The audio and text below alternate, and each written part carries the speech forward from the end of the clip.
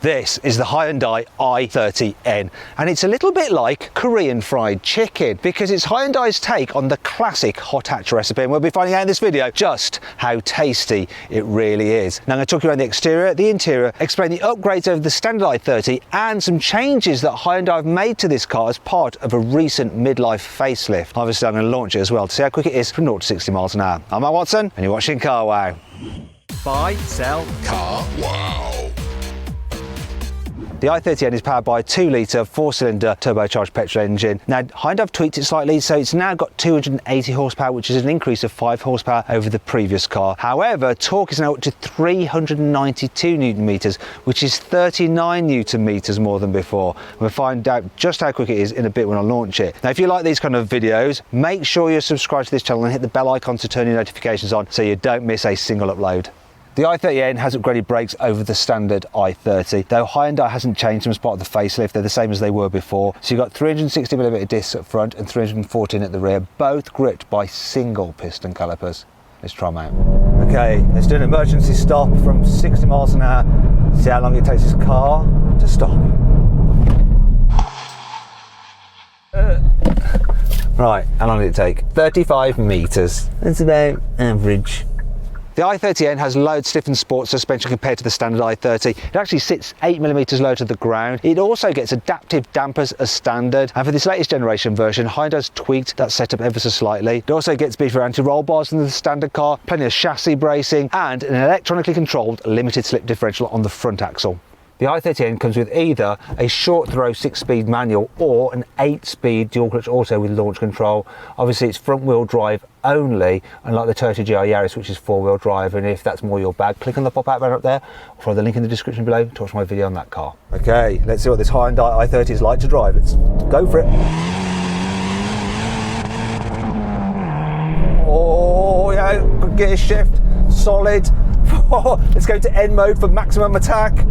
Oh my gosh, I think I've now got maximum discomfort in my spine. This car is skipping about all over the place. The suspension is too hard in N mode. What I'm going to do is switch into custom, where I've set everything else up for maximum attack, but the suspension is soft. Even then it's still quite firm, so the car does stay nice and level in the bends. It's flowing more down the road rather than just skipping down it. Oh, that's good. The rev matching on this car is brilliant. So what's also good, just the balance of the car. It really gives you loads of confidence to just hoon it around. The steering is sharp and precise. It's a total maniac. You get some great noises from the exhaust. You're just changing gear for the hell of it. Oh, the gear shift is good. It's not as slick as the gear shift on a Honda Civic Type R. On track, you'll notice the Civic just seems just more keyed in. Now, if you want to see my full in-depth video review of that car, click on the pop-out banner up there or follow the link in the description. But still, overall, this is an absolute blast to drive on a twisty road. The N version of the i30 has a much more aggressive nose on it with big air vents. You also get this red piping here as well. And as part of the midlife facelift, they've added these little bits there and some new headlights. The LEDs, obviously. You've got 19-inch alloy wheels as standard. The designs are different than before, but you still get red brake calipers. Over the standard car, you get this side skirt here, which is essential, obviously, on a hot hatch, as is the roof spoiler. No change there, though. What is new are the design of the tail lamps. As before, you've got your i30N badge there. You've also got fake diffuser. That's just like on the previous generation version. However, what they have done is move the red piping from here, so it's on this part of the car. They've also made the exhaust pipes slightly larger. So I think the exhaust within is about the same size. Now, the starting price of this car is £34,000, so you can save almost £2,000 off one through Carwow. And if you want to see how much money you can save on your next car, click on the pop-out banner up there or follow the link in the description below to go to Carwow. Alternatively, at a later date, just simply Google "Help me Carwow" and me and my team will help you get your ideal car and make sure you pay a fair price for it.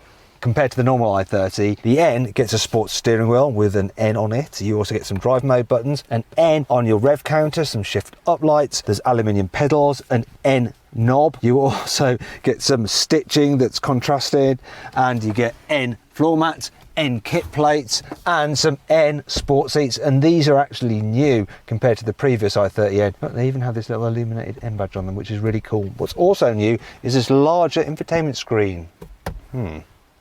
Obviously, one of the key things with a hot hatch is that not only should it be fun to drive, it should be easy to live with. And so this Hyundai i30N needs to be able to cope round town. One of the things that you get as standard is all-round parking sensors and a reversing camera, which is handy when it comes to slotting the car into space, and you've got decent visibility and stuff like that, which is all good. And it's reasonably easy to manoeuvre.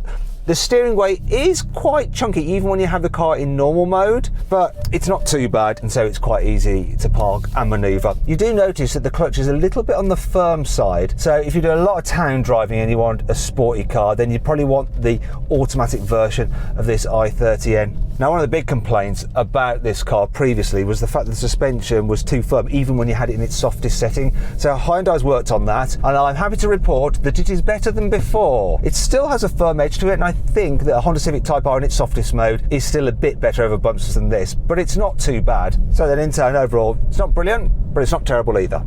Another key feature of a hot hatch is that it's still practical for your family. So look, there's plenty of room in the back seats, loads of headroom, and knee room's especially good. I think it's because these sport seats are even thinner than the seats you get on the standard i30, so it's even better here in the sporty model. So too the seats here in the back, because you get this lovely grippy Alcantara material on them. Oh, there's also some sporty floor mats as well to lift the cabin a bit.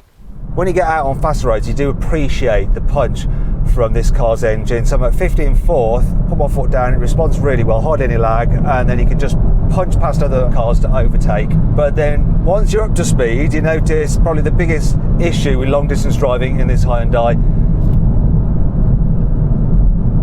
The tyres make a lot of noise when you're going at 70 miles an hour. That gets on your nerves after a while. You do end up turning the stereo quite a bit. Another thing I've noticed, the seat base is quite firm, so you can get a bit of an achy bottom after a long time behind the wheel. And in fact, as a daily, it's livable. This car is a lot of fun, and obviously it's compromised in certain areas to make it fun in others, and I can accept that.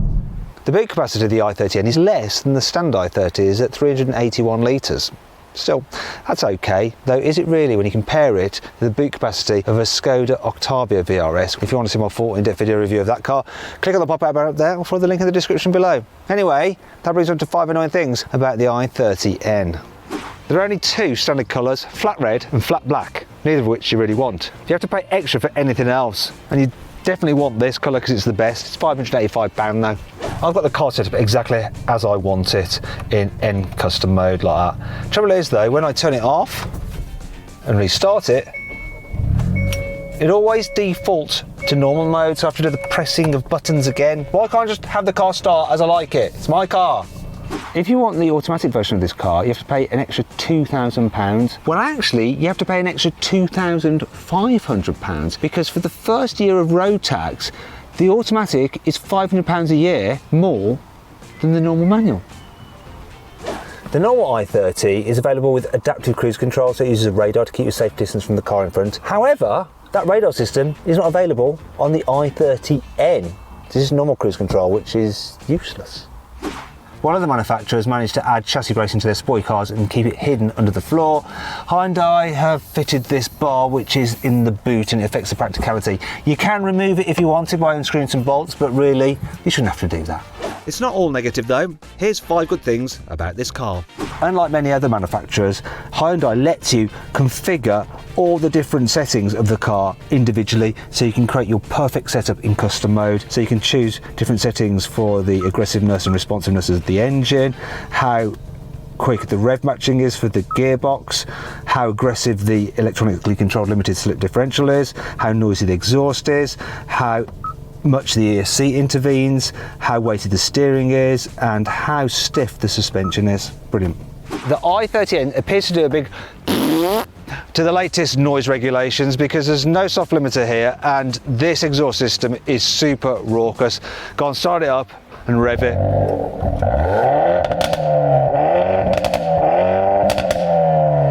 Oh yeah, antisocial.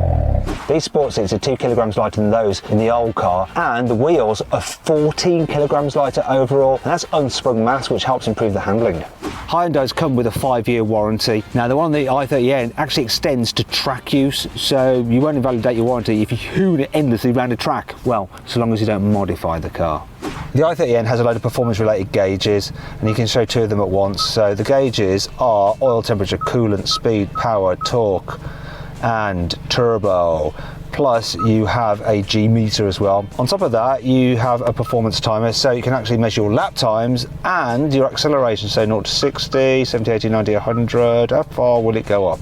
120 is the maximum it'll allow you to measure to. Hyundai says the manual version of this i30N should do 0 to 60 in 5.9 seconds, which is 0.2 of a second quicker than the old car. But let's see what I can get. And use my specialist timing gear up here and try not to spin up the wheels too much whilst also not bogging down. Come on. A bit of boggage, but no spinach. Oh, it's spinning there. And traction there again. 7.16. Right, let's try with traction off. See if we can do better. It's a bit better. Spinning there though. It's pulling through. Better. 6.75. Not 5.9 though, is it? Maybe if I had the auto I'd launch better. Speaking of which, that is supposed to do 0 to 60 in 5.4 seconds. I think it might have the same problem with traction and wheel spinach and stuff.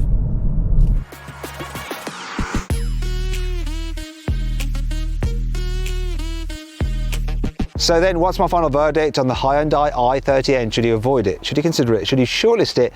Or should you just go right ahead and buy it?